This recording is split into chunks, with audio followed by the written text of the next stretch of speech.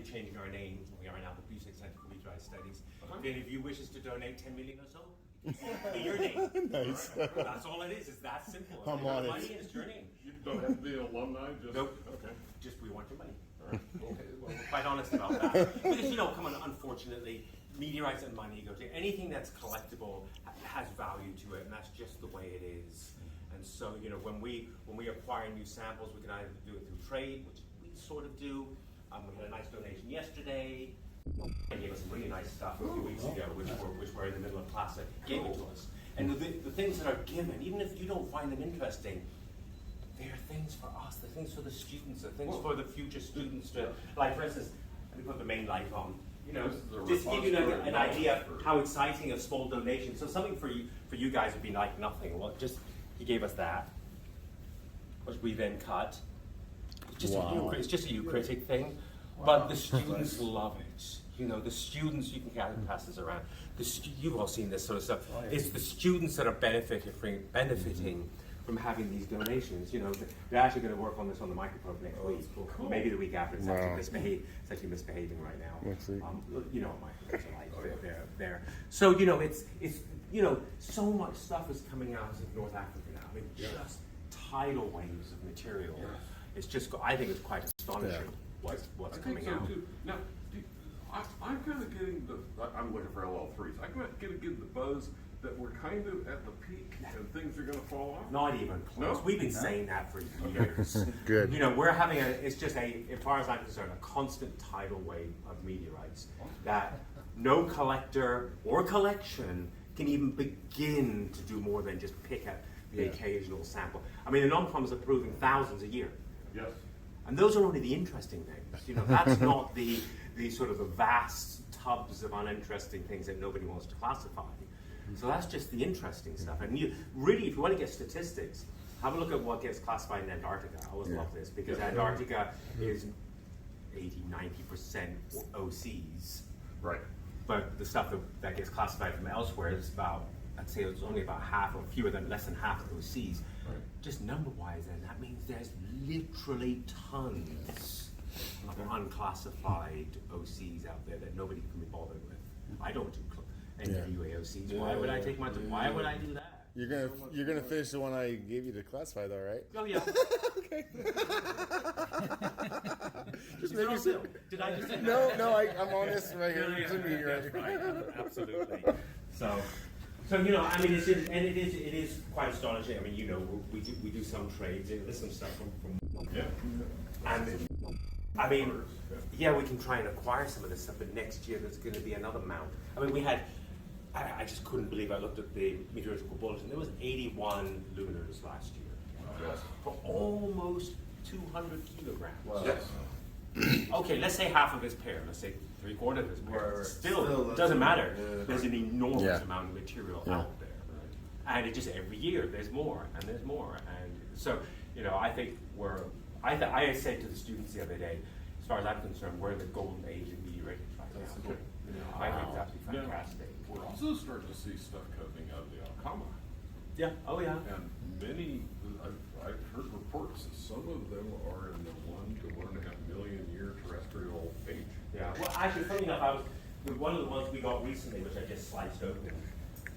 Whatever lunar this is, Lyun 002. I mean, look how ugly that is. It's caliche covered. This must have been in the ground at least since the Pleistocene. I'm going to guess to get that much caliche. Wow. This wasn't just the last few hundred years. Yet inside, it's still beautiful and fresh. There's no metal. There's no metal to rust. There's no. So I think a lot of these are really, really reasonably old. And it just requires the right environment for it to be in, for it not to rust. But I was surprised when we got this. I was like, oh, who the heck wants a piece of that? But we do. Look at the slices. That's beautiful. I just sliced these yesterday. Cool. And I was actually impressed with how nice they are inside. Are you using an isomet or? No, I have a wafering saw. Okay, wafering saw. We actually acquired one. Cool. About a year or so ago, which I'm still learning to use. cutting wafers, cutting boules into wafers. Yeah. It can actually, I can set it up so it can do like 1 millimeter, 1 millimeter, Really? 1 millimeter, 1 millimeter. But I'm still learning it. Okay. But this is like the price of 3 new pickups. So Okay. No, our saw was only 30,000. 30, really? Wow, it's big. But I mean, it fits an 8-inch. But we didn't buy it. It was actually, I actually found it in another lab, unused for 7 years. They didn't want it. I said, yes. You'll take that. You know, every once in a while, you can be like, hey, but look, you don't want speeches. Have a look around. You know, there's just, we have samples. So the way it is, we have irons filling about half of that section over there. Ordinary chondrites are in these two things. And chondrites over there. Carbonaceous chondrite falls in the nitrogen cabinets back there. Okay. So things that would just like everything from Murchison to Aguas Arcas. Things like that we just don't. Yeah, that's the smell of Murchison. But the air is so dry in here, it doesn't smell of anything. Murchison only it requires damp. Yeah. For The carbonation something to is smell. really- Otherwise, if it's super dry, you don't smell a thing. Yeah. Cut a CV3 and a CK that had last year, and one of them, I think it was the CK, Shugati. dry on the last one. It was really Oh, smelly. no. Yeah, no, if you get that dust up in the air, it's still only smelling because it was dampness in your nose. You get the dust in your nose. Because I have to say that if I'm dry polishing or dry grinding a CD of carbonated chondrite next door, exactly the same thing. You just get that dust wafting up into your nose. Something, and unfortunately, it's not an unpleasant smell. Yes. Yeah. The only time I have an unpleasant smell is when I'm dry. I was dry grinding. Was it a room Lucy. I have a weird and nastiest smell when I was grinding it. Like barnyard nasty or? Yeah, no, just sort of. Sulfur nasty? No, not sulfur. It wasn't sulfur. It was just like an unpleasant smell. Oh. So, I've also just got a really fresh slice of agave, and it has sort of a Talking about Allende. burnt. well, if you open like this, Oh, the I've always Sigma, amazed. Shugati. Yeah. Open that. Snickerville? Yeah. And that's What is this? Oh, yeah. Yeah. What is that? It must be the sulfites. I don't think that's a meteorite. Just. That's it. Yeah. Is it all of this? Yes. So I love that. Look at that chondrule. I had a broken sample of ours, and these two chondrules fell out. And I think those are somewhere. Yeah, you remember the Don't Touch room? Last time I was here, I saw it and I just like, yeah. Well, look, Open doors. I can open some, but this is just small stones. We have. I don't think there's any. I was working on a book who was interested in seeing some particular ones. Canadian meteorites. So I'm working on a website, try to photograph as many Canadian found meteorites as possible. Well, with the one that I have out in the open over here, that's just because obviously Canada's always been more different. The one that most people like to look at is this is down here, Bruno. Oh, yes. That's one of A 1,000 Bulbrook peaks. Should we go Tarda spheres. That's crazy. Naturally occurring? No. I think they do that so they can crush them. I think it's a gorge. It's a gorge. Lots of merch in here. This is all Murchison. This entire cabinet is all Murchison, including that. That's crazy, isn't it? That is. So these are all the carbonaceous chondrites. Junction City. Marble. It's a single match. It's one of the, I think one of the more spectacular meteorites in. That's, by the way, Roberto, that's just a random selection of. Junction City. Yeah, no problem. It's not. Junction City is not classified. It's not approved yet. Why not? Because they gave the sample to, who I'm not sure. Okay. Okay. No, I mean I don't mind. I was just surprised. I went to look at. I went to. Still, when I- it's of the four. It's, I mean, of the three that happened last year. It's the only one. Okay. It will be. It will be. Cannon Diablo graphite nodule. Just turn around. and see where Super, it fits super size. nice. This was the one that fell 1940 prisoner of war camp in Indonesia. Fell in the prisoner of war camp. One of the prisoners kept it by, you know, in the prison until the end of the war, and then took it out with them. Oh, wow. It's one. I think it's one of the most amazing. Which one? This dark one here? Yeah, Kadiri. Wow. Oh, absolutely. Wow. You can turn it one at different orientations. How special is that, Here's man? 350 grams of peak steel.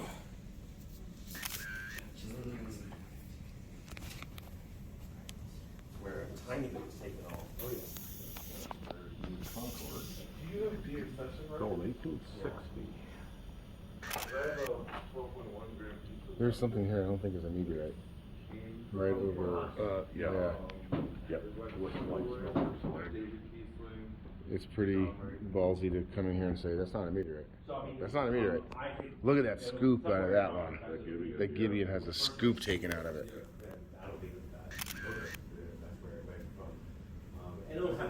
This one is just, that's crazy beautiful. Well, the moment if it's been sliced up, you know, if it was a large. This is what happens to so many of the pieces that, you know, I give it when I trade something out. It goes with a car. And then, I've got all of your drugs. yeah, but then what someone then does is then they take that single piece and slice it up into 10 pieces. Doesn't match the card. And then it doesn't match.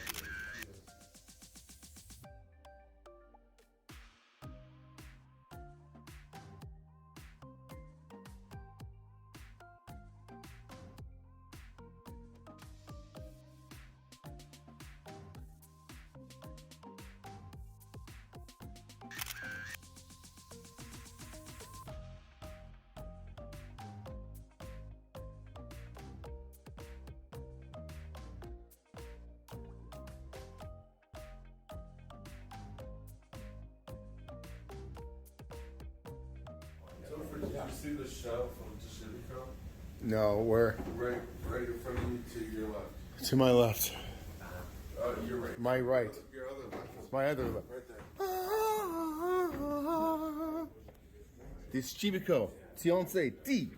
The annoying thing with the Dish TV Go is we know there's lots more out. I know. It's just, you know, it's so amazing. I have tried multiple times to get various people from the tribal lands.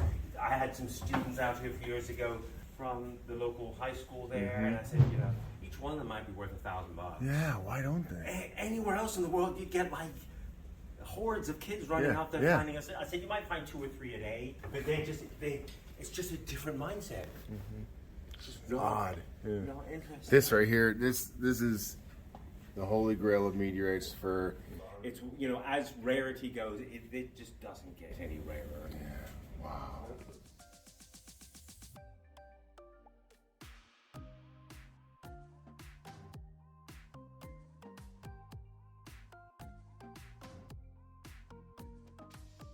The problem with merchants, and you know, people always say, "Oh, you've got several kilos. Why can't you trade it out?" 300 kilos, right? It's a Yeah, but we only have Wow. 3 kilos. I would say the Field Museum has 40.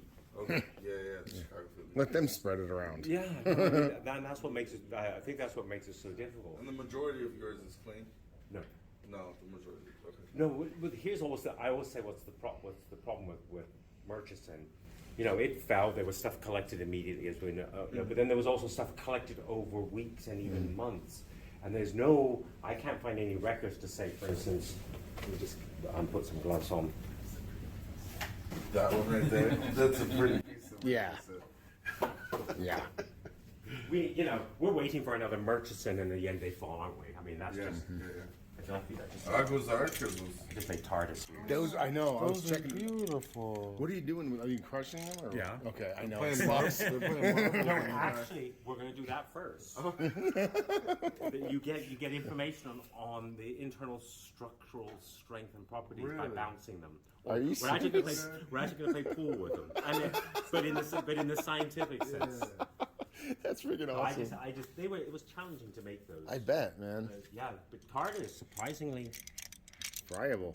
no. It's not? No, actually, Solid? solid. As long as you don't get it just doesn't like water. It's the only meteorite that is the most have you ever put a drop of water on TARDIS? No. It instantly swells up and falls apart. What? Instantly. Wow. Good to know. Remind me not to do that. Keep my water away from Target. Oh, I made this. I was polishing a piece, dry, and somehow it slipped out of my hand, popped off, and got in some dampness. The whole sample's gone. Wow. Instantly. That sucks. There was, you guys thought, or I feel like there was some thought that Target wasn't. Still my favorite sample. All over. Yeah. It is just. Watch me drop it. Don't do it, please. Then we can study the interior. There you go. Yeah. So it's now some of the cracking occurs because we now keep it under nitrogen. Right. You know, if I leave it out, if I leave it out here in the open now, it's going to absorb some moisture. Water. Yeah, moisture.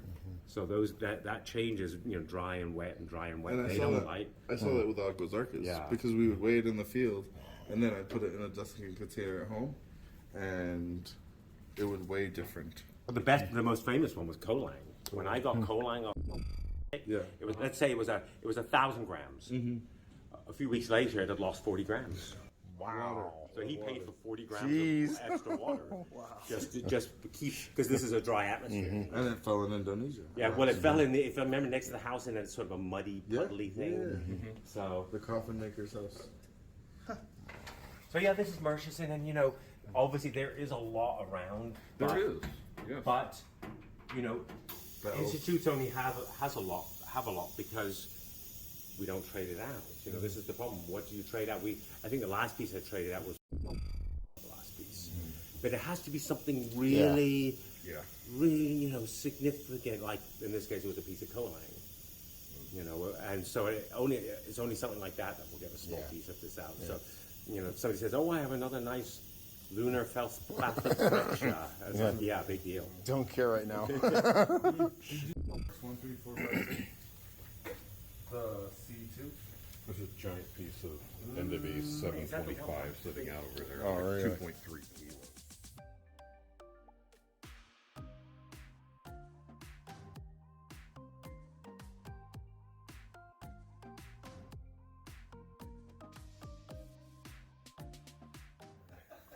If I remember correctly, each side of these took 18 hours to cut. And there's 1, 2, 3, 4, 5. Yeah, I think it was 5 or 6. Oh, yeah, there's a 6th. Yeah, actually, unfortunately, when you look at the non-com fields that they have now, they're much wider than that now. Okay. So mineralogically, it fits perfectly for a CN. But it's lighter than a lot. Yeah, but nothing was as light as that one I did a few years ago. That pumicey one that I get. That's gotta be Bloomberg Jakara. they brought up the stove. Whoa! Yeah, it was nothing. Okay. Now we're talking, And guys. it was a CM. No, it's a C2. C2. Okay. A 200-gram tiglet 4, 5. 11961. with Why crust. would I know that number? It's a C3, but it's Okay, now we're into some really cool stuff because we got a bunch of Albrights here. This is the world's, or one of the world's newest Albrights, the Witness one named Tiglet. This has got to be the main mass or pretty much close. Then we have the namesake of the Albrights, Albris from France. A very, very famous witnessed one, Bishopville, another Albright. Then we jump into the exactly like the CR. Mars and Amazing Witness Falls. This is Shagati. This is the namesake fall for all Shurgatites. It fell in India. And there it is, my man. Shagati. Now this is Nakla. This is the namesake of all the Naklites. And it does have crust. Hope we can see that right there. But this is the original Knocklite. This sample weighs just shy of 24 grams. This is a 4-gram piece. Chisigny is actually $40,000 a gram on the market. So this is a pretty substantial piece. And it does have fusion crust, as you can see down there. It's hard to get perfect angles, but that is Chisigny. It fell in 1815, namesake of all the Chisignites. Then we have Zagami, another witnessed Martian Zagami is a sugartite, There's things that look like CRs that aren't as well, and that's also the problem. and that's a nice one. Wow, really good fusion crust. Hopefully I can, there we go. Wow.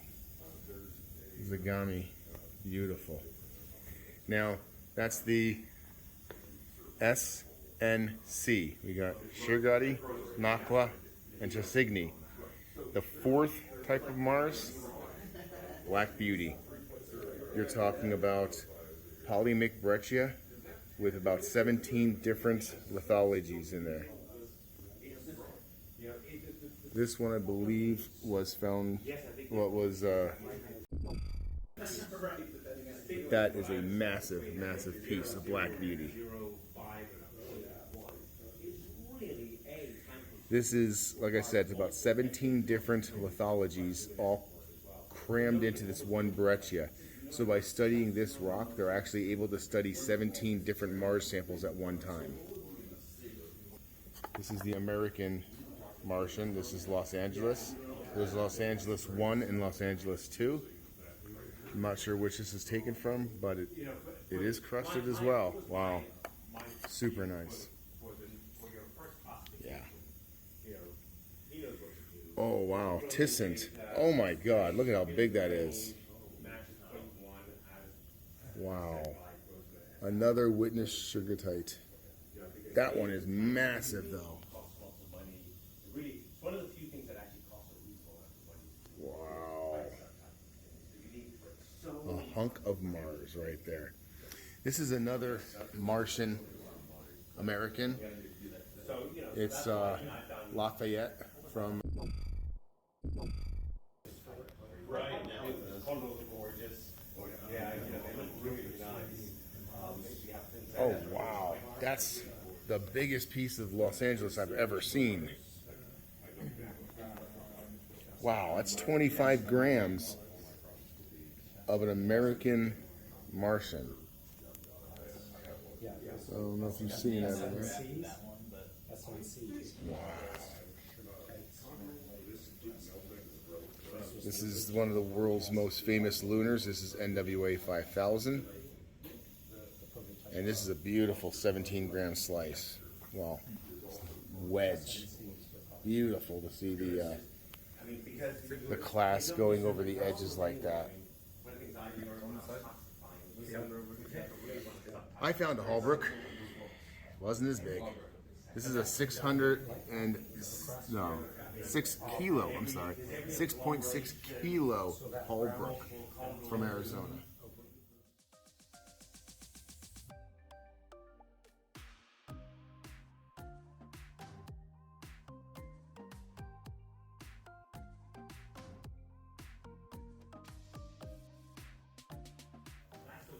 Wow, that's Albin.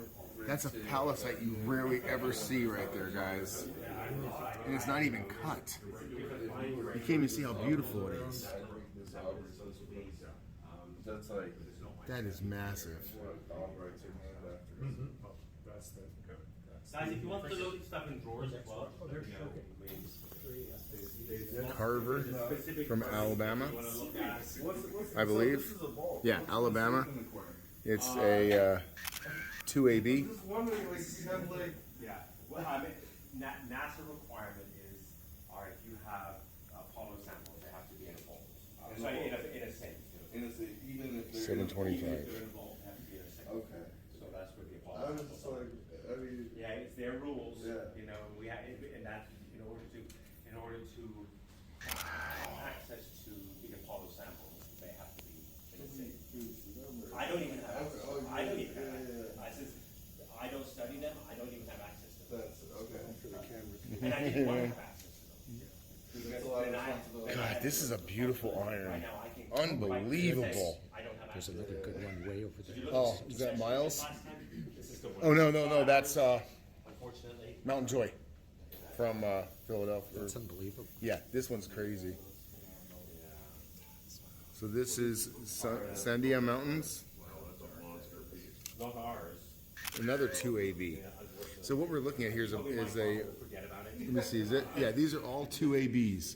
So look at the varying The really blue one. the varying He still has. This is crystal one that's structure back here. in these two IABs. So these are IAB. Look at how small the crystal structure is here versus this 2AB. That is monstrous and beautiful. Then you jump here to another 2AB, and you have kind of like a mix of those sizes, but still really big crystal plates. Lake Murray from Oklahoma. Some really cool inclusions. There is always that. Oh, Sutter's Mill. And I guess they have to recondition this piece as well. There's a little bit of rust on it. This is Central Missouri, another 2AB. I wish I had acquired more.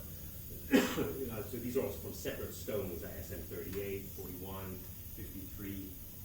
Are you finding it? Oh, huge. Well, yeah, I personally think it's the paper I haven't written yet. That's the CM3 to 7. Ooh, that's going to be my paper.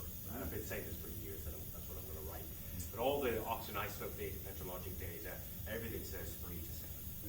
Or maybe 2.2 to, maybe 2 to 7, but that's... We're having this talk about the chart. So CM, so 1 and 2, those are aqueous alterations? Aqueous, pure, Okay. One is basically, it's had so much aqueous alteration, there's no anhydrous silicates left. But don't forget, even organic, if you look hard enough, you can find the occasional olivine grain and things like that in Utah. That was CM1. Moapa Valley. Yeah, I mean, that's a true CM1. So if you look at a section, you see condules, but they're completely replaced by phytosilicates, 100%. I still think that was probably one of the most astonishing finds ever. Ever. Wow. I mean, my goodness. I mean, That's a U.S. it was fusion crusted. I remember I had just started my job here as a curator. I'd never really seen a meteorite. I was fortunate enough to get the job, and he brought in, and just like, it was a black. I mean, it was about as ugly and boring as you could possibly imagine. And you cut it open, it's black. There is nothing distinguishable about it. But as a type, as a CM1, is probably the most pristine we have in the world. Jeez. And it really is. Wow. So, And it was found by our friend. Coaling I'd classify as a CM1-2 because, I saw areas where the condules were almost completely replaced by phytosilicates. There were some areas where there was still some anhydrous. So in my mind, it wasn't a CM2 and it wasn't purely a CM1. But even other things I was looking at.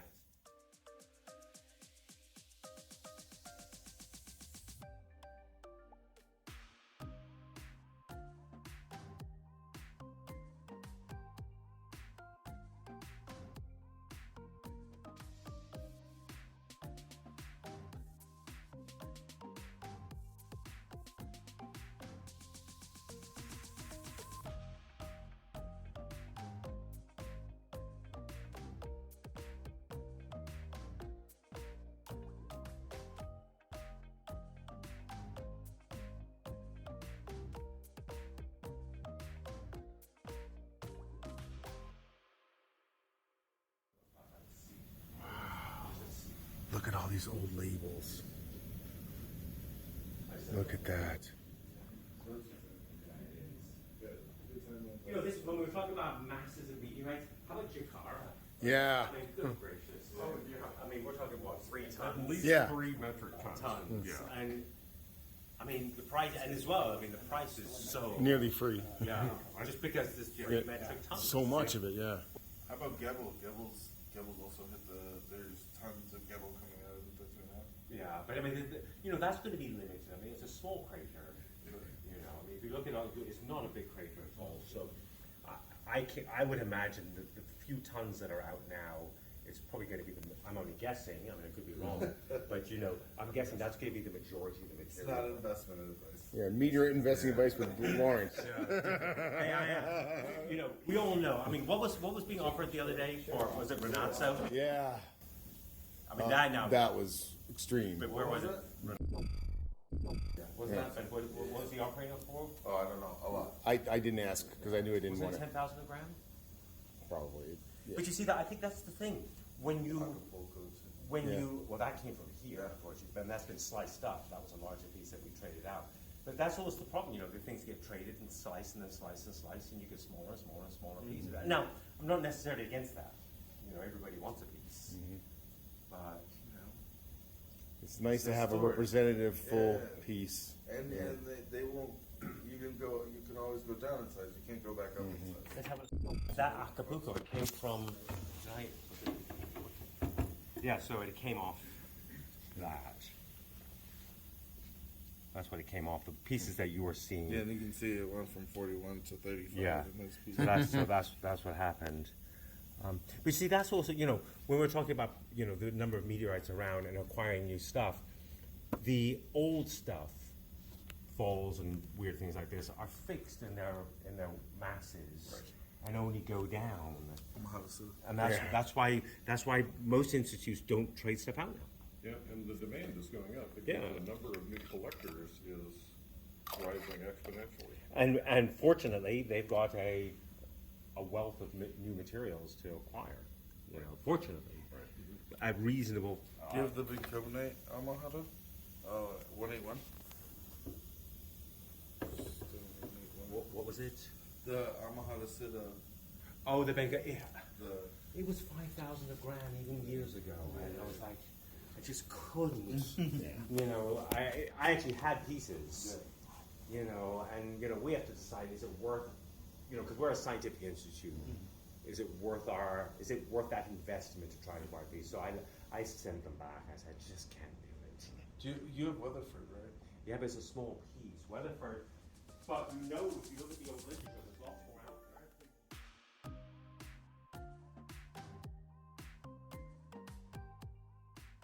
The really amazing thing with Weatherford, if you look at the stories, there's much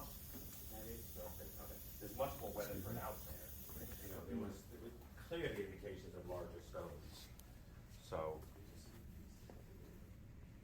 that's all we. Yeah. It's got a number on it. That's the unobtainium bicarbonate, isn't it? No, go find some more. no. This is what, if you look at the literature, there's more out there. Really? Yeah. Some of these things, if you look at if you read the original descriptions, we found a stone, and we saw other stones at the side of the field, which we didn't pick up. There's more of these things out there. The only thing is finding coordinates, right? Finding that the exact field or the exact coordinates. Because I could go there in a heartbeat. Wow. G chondrite right there. Wow. Which one? I'm not gonna say it, but it's a Well, G qui chondrite. brada chimborazo. Quebrada Chimborazo. Yeah, that's a gorgeous stone. Wow. Piece of that. Yeah. Sorry. So that was cool. Ishievo pieces. Oh my gosh. Nice slices. Wow. Do you have El Bogan? Chievo. El Bogan, 1400. Find the in a well twice. I'll have a look in a minute. I think we might. First burger. So this is cool. There's still, remnant fusion crust on it. So even though, and the weathering on the inside is very low. So it's still one of my all-time favorite meteorites, just because it's so unusual. It's got little blue crystals in it. Yeah. Are they halite crystals? No, they are one of the CAI type minerals. They're blue. They're blue, and you can see several of these have them in there. Might that include hibonite? Yes, Hibonite. basically hibonite. So that's why that's my favorite slice. Well, I wrote a paper on this one. Well, we wrote 2 papers on this one.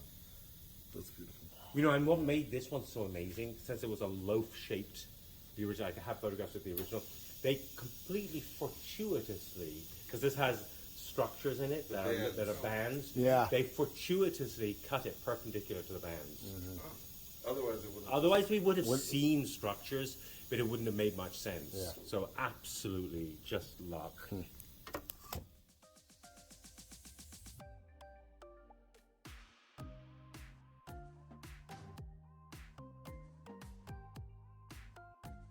As you can see, that this is an early wire saw with the undulations Gotten a on little it. better, I haven't think we? people have gotten better at that. So what is the 1.5? That's so we have dry nitrogen going in there. That's a sort of indication of humidity. But when you get down to a few hundred ppm of water vapor, which is basically what it's reading. It's only an approximate, so it just says to me it's very bright. So I can put something in there and weigh it out every few days. It's going down and down and down, and it's sucking water out of the sample. Wow. So this is the best way, other than a vacuum, of keeping things dry. Just continuously pumping. Yeah, so we actually have a solid state nitrogen generator out in the hall, which pumps into here. So basically it's a house air coming into a machine. There's a membrane filter. Nitrogen goes in, nothing else goes in. And it's Kind of like an oxygen and generator. and it works continuously. It's free, basically. You just need a source of air. So it's compressed air. Yeah. So so we don't need tanks of nitrogen, which I think is amazing.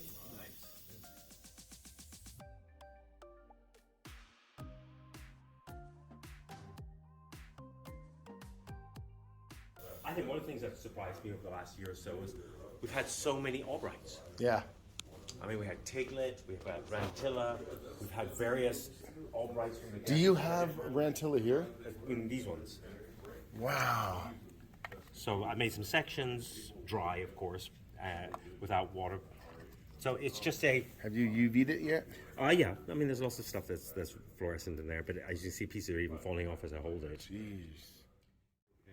We haven't had a sample return. We haven't had The world's most colorful meteorite, Rantilla, data. a witnessed We have the Albright Mercury, fall we have from India. The messenger taking lots and lots of detailed, elemental compositional data from the surface does seem to match some of the Here's your microprobe. That's the new one, which I'm just finishing now, Moro. This was the Christmas 20, not this the year before, fall in Uganda, which I acquired it, and I've been lazy, and it's been sitting here for a year. So we're finally working on it next week. It's another OC, but it's a fall.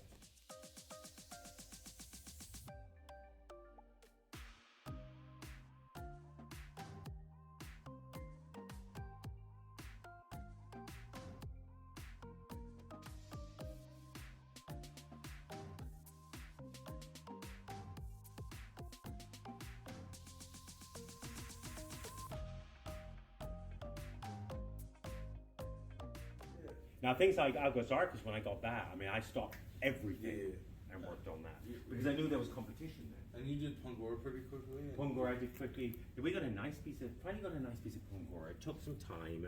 Heavy metal? Yeah. It took I've had the extra. Beautiful Semchen. This one is absolutely gorgeous. The shifting and variety of colors in this are amazing. Yellow, green, clear, amber. It's a beautiful piece, nearly 5 kilos. Then you see basically a siderite piece of it, followed by a transitional piece. Really nice. Really nice. These look like Mundrabilla. No, they're not. They're Toluca from Mexico.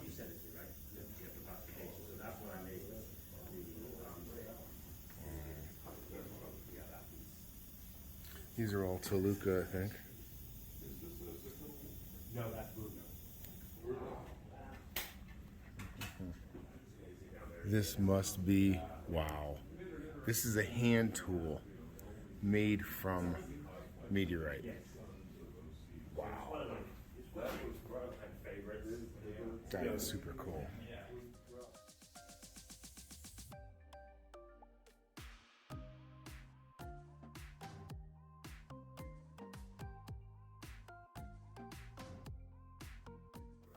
These are all cutting debris from irons.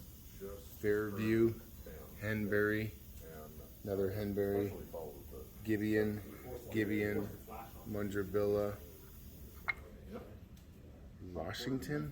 Don't know which that one is. Santa Clara.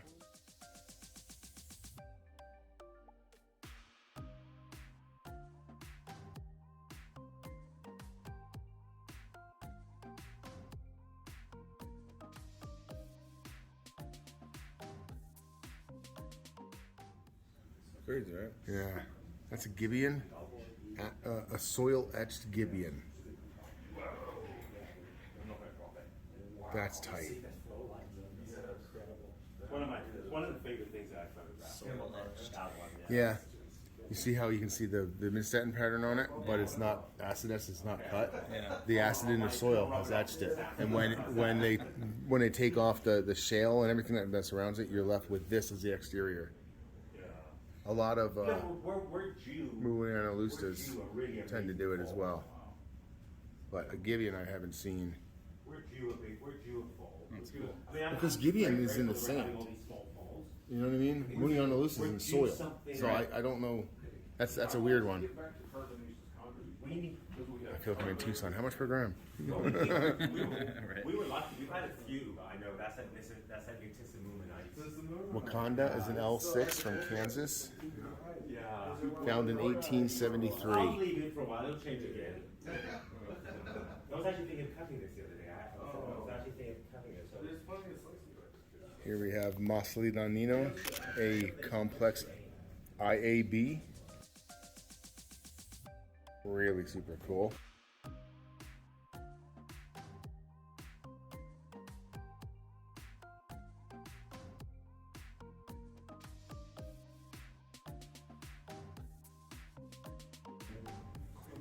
You can see these drill holes. They were taking core samples, trying to do some testing without disturbing the stone too much.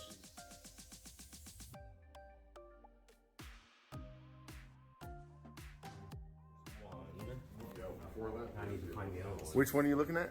Well, there's two called Skookum. They're both from the Yukon, early 1900s.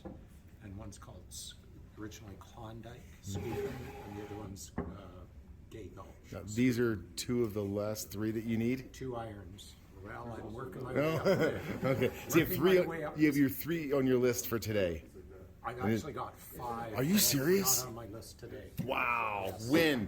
Yeah. So Dave, Which one is Dave's doing a project. He is from Canada and loves Canadian meteorites. So he's made it his work, his ambition, not to collect the Canadian meteorites, but to collect pictures of Canadian meteorites from all over the world. I think it's a cool project, and he's taking 5 off his list today. I think there's maybe 80, mid 80s, 85, 88. Yeah, like 80s odd Canadian meteorites. If you look at this piece of Marion, the important thing about this is not really, well, the stone's important obviously, but you see all the numbers on the stone? All of these tags were originally with this stone at one point in its life. So every time someone displayed it in a new museum, it would get a new card. So 1, 2, 3, 4, 5, 6, 7, and the last one is the Center for Meteorite Studies. Look at this. So that's a cool collection of labels. You want to see history? Yes. Look at that. And it was Kingston. $40 in the early 1900s. That's a lot of money, actually. Yeah. You know, it's one of those things, we think meteorites are expensive now. If you look at the early catalogs and convert it to today's prices, they're actually cheaper now than they were. Interesting. You know, we That actually, is no, well look, this was $40 in the early 1900s. $40 Times 20. at least. Yeah. I love the old label on there. But I'm saying meteorites now are actually quite cheap in comparison. It's one of my favorites. Especially with Oh, I saw his name. There's new shirts. yeah. There we go. I saw Vermilion. I was like, nope, I'm on it. Yeah, no, I just re-cleaned it. It was a hard thing to clean. It was in a really bad state. Yeah, our piece of vermilion I required some. Very rare colors. I just sold my piece. It's still not perfect. It's okay. It's okay. Yeah, I mean, it could do with an even better clean, but that's all I'm going to do for now. It's a lot of work, you know. The flow lines on this. Well, no, you want to see the really good side. From Canada. How about that? Oh my God. From Canada. Is it really? I'm not going to hold it against it. No. Oh my word. I've seen all the ones they have. That is ridiculous. Yeah, those are crazy. Yeah, I don't think I mean, that's a recent fall. Yeah. Wow. Oh, 80 we don't. That is beyond beautiful and crazy. I think The sister slice to this. These flow lines are just absolutely amazing. The way they circle in here, and you can see them going around this one, but still going out on these sides. It's from Even on this ridge line right here, they're flowing down.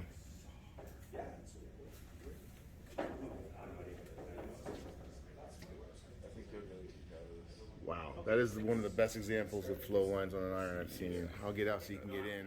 It's like somebody's removed most. Yeah, that's what I was afraid of. Well, because no, they take them out because they're the perfect olivine sample. Yeah, so that's. So I've heard people. Is that what it is? Yeah, they take them out so they can run tests on the olivines alone. They don't want the metal. All they want is the perfect olivine. Yeah. Anyway, so that's. The scientific standard of olivine was realized in this Majlahati meteorite from India. It's a palisite and is kind of hard to get. This is weird, Milton. yeah, that's one of the young groups. It's it's one of the things. If you look, I think the thing that surprised me about Milton, when he was alive, I asked him about it. He posted on the Met Ball. It has like 50 ppm of iridium. Okay. I mean that's Yeah. several thousand times higher than anything else. And I said, "Are you sure?" He said, "Yeah," but he also said it's not a palisite. It's whatever. Ungrouped. Yeah, it's something unknown, ungrouped. But it's a particularly bizarre. This came. He gave us that piece. It's a particularly bizarre meteorite, and there's a lot of really bizarre things out there. So as we're seeing, are you seeing anything at the show right now that's really catching your attention? The Albir was nice. No I really long. liked the Wad Namus. Nice Mount Yeah, Vernon back there. Green crystals and the bugs. Yes, we have Yeah. pieces of that. That's beautiful. Yeah, Interesting. Thank you. yeah. One that was in the fire as well. Are you serious? Still smells of. You can just smell. Oh yeah. Like it Yeah. feels cooked. Yeah, Like, it oh was, my so gosh. it was in. I don't know much about it, but the Plastic history was almost. that whatever museum, most of the Chrysler yachts was in, burned down, and these are some. This is so. I mean, I love the old label. So that's from the Shepherd collection, That and then to us. those red numbers are those pairs or? No, I'm not sure what these ones are. These all came from. These would have. Oh, look at that. These would have come from the Shepherd collection. Yeah. I mean, I think that's. Oh wow, nice skeletal. I mean, absolutely gorgeous. Wow. So that's like the This was rare. This is a very rare. We got this from. Carignan? Yeah, Is it? Caravano. That's a very rare. Eagle Station. Yeah. Yeah, I very. just picked up a bunch Oh. of Wad Bourdin. Which I classify. Okay. So what was nice about Wheat Bourdain, it is Oh my it's, god. It's actually cut. yeah. Well, this is the one that I cut and etched. Almost not. The pieces I bought had no olivine. Yeah. So this is the meteorite that made it a group. The Eagle Station. Prior to that, The fifth one. there were only 4 members, and it was a grouplet. So this was these all came from. We got these from him. So it was one of my more exciting things to classify Yeah, over the no years. doubt. But as soon as I cut it and looked at the texture of the metal, I was like, oh, there's something weird here. Nice. It was just completely different. And you can only tell an Eagle Station by testing them. Well, you can only tell different pallicites by testing the metals in them. It's the metals, and it's like with anything, it's a combination of things that come together to say, hey, it's not this, it's this, or it doesn't match anything. And that's all we do, that's all we can do. So we looked at the metal, we looked at the olivines, we looked at the composition of the metal, the olivines, and the structures, and the 3 things together defined it. Awesome. So we're fortunate. The meteorite vault here was built with its own dehumidifiers, so nothing rusts further in here. Okay, so when you're seeing rust on things, that was from our previous location. Because the previous location, don't know if any of you ever visited it. It was in PSC. We didn't have a dehumidifier, so when the monsoons came through, we just got damp air pumped into the vault, and you could see beads of rust forming immediately. So what I'm slowly doing over time, I'll like, the one over there, like for instance, this one in particular. This was Arispe is one of my favorite ones. This was super rusty a few weeks ago, and I took that naval jelly, cleaned it with that, and then did a very gentle polish, and then another etch. And it's going to be stable forever now in here. Beautiful. And so Awesome. that naval jelly stuff is amazing material. Don't get it on your hands. Yeah, it's a rust. good for just taking off that little bit of rust that forms in a damp atmosphere and all. But this was completely rusty. Just a few. It looks beautiful now, man. That's gorgeous. It's one of my favorites. Thanks for explaining that to me. And it's time like if you look at this. So this, let's look at this Toluca.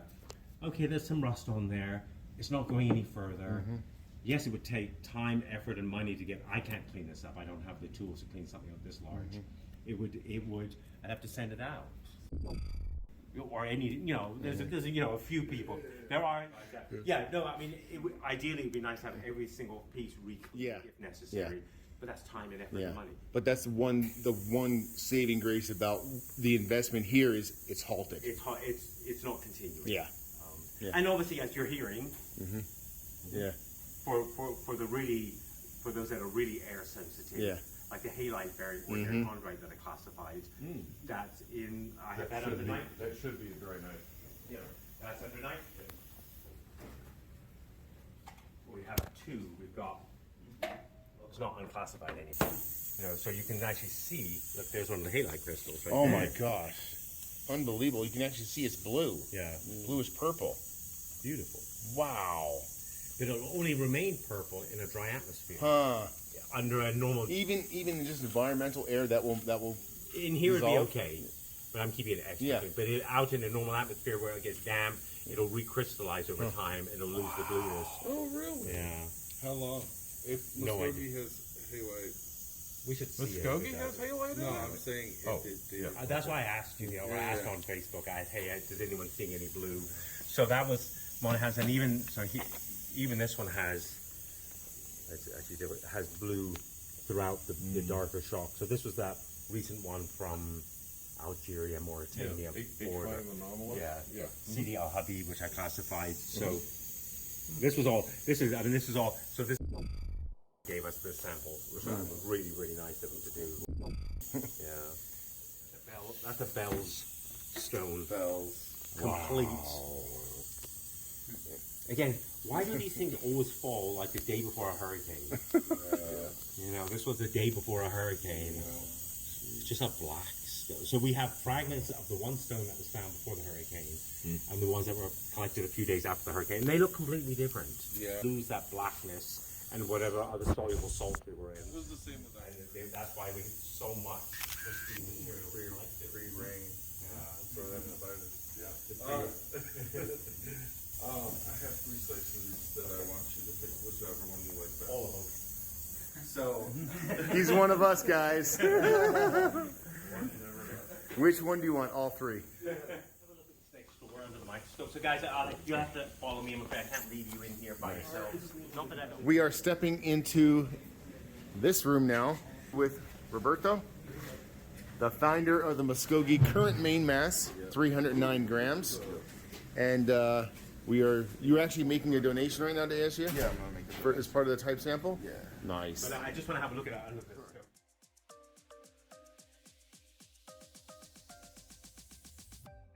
I'm zoomed in on your eyeball. More Bueller stuff over here. Jesus. You guys, a Bueller commercial.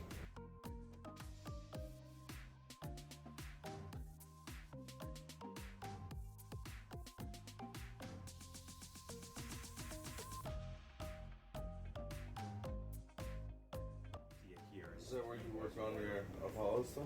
No, this is if I'm doing etching or anything. Okay. Just a few Oh, wow. That's super nice.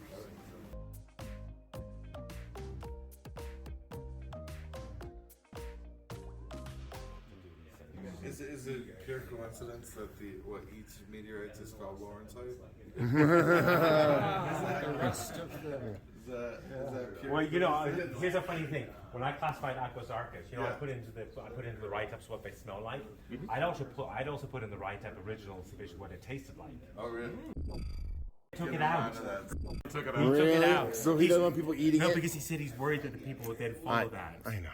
I said it Like, we tasted- don't eat our stuff anyway. I said it tasted like Brussels sprouts. I ate a couple grams of Yeah. of course. Yeah. 40 It bucks? actually has a good taste. Yeah. With From a 1905. sulfur, Yeah. sulfury kind of. Times 20 now. It's bursting with various types of sulfur organic compounds. So it could be what you